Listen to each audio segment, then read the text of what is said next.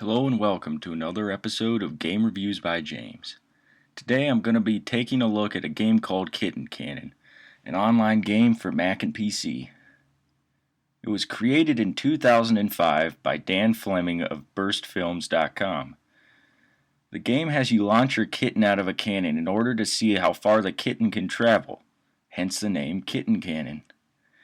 You do so by trying to hit balloon bombs, explosives, and trampolines, all while avoiding getting eaten by Venus flytraps and landing in spikes.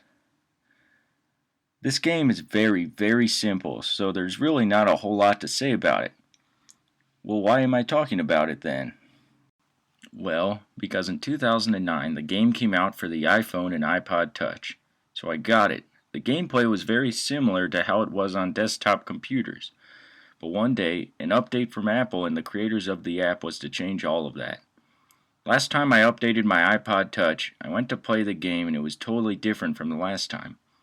What happened? Well, first of all, the first thing I noticed was off was the first screen. It shows no cats were harmed in the making of this game. So I just sighed to myself and I said, I guess they're bringing politics into it. But who the hell cares? I just want to play some Kitten Cannon while I'm sitting on the john. As soon as I got to the main screen, I knew something was wrong. They turned the cat into a robot. Now instead of blood, the cat bled green oil, and instead of a real live cat, it was a robot cat that made clinky noises when it hit the ground.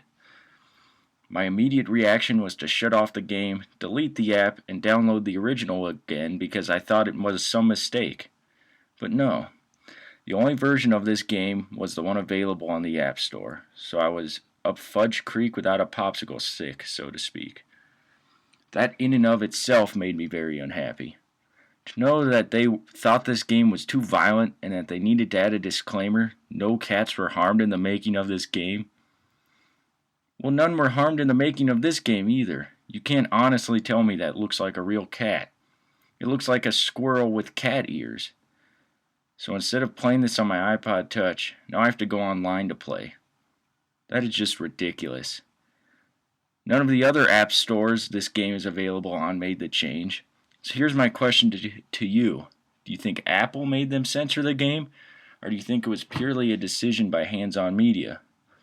Either way, comment to let me know if you think censoring video games is right. I do only in a few circumstances, but not when it comes to a game like Kitten Cannon. So what do I think of the toned-down app?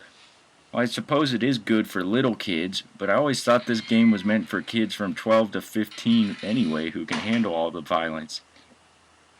Why make it a robot cat instead of just getting rid of the blood or having an option to switch to the regular cat? I don't get it. I don't get it. I don't get it. Something tells me I never will. Thanks for checking out Game Reviews by James, hoping that you will check back later for more.